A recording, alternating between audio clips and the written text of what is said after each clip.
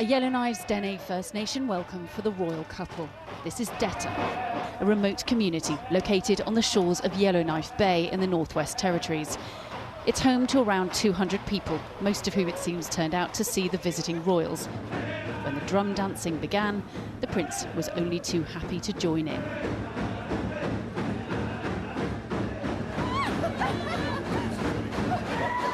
Happy that he joined in the drum dance and he participated and got to dance with our community. He saw our culture and our traditions. It was fantastic.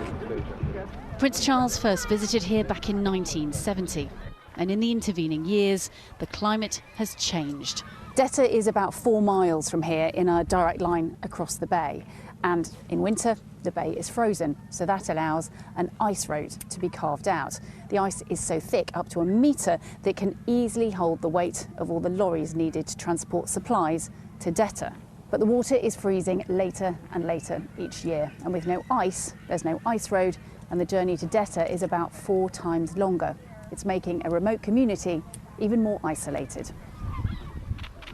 The Prince came to see and hear for himself how these changes are being monitored, with the Indigenous peoples playing a leading role in working towards a sustainable future.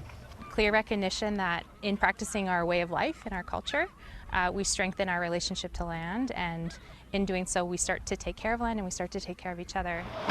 In Yellowknife, for the final engagements of this whirlwind tour, the historical mistreatment of Indigenous peoples and royalty's role in reconciliation has been raised directly with the Prince on this trip.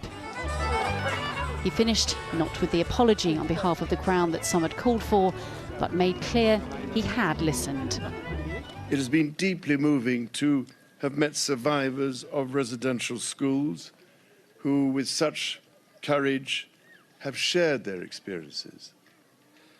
On behalf of my wife and myself, I want to acknowledge their suffering and to say how much our hearts go out to them and their families.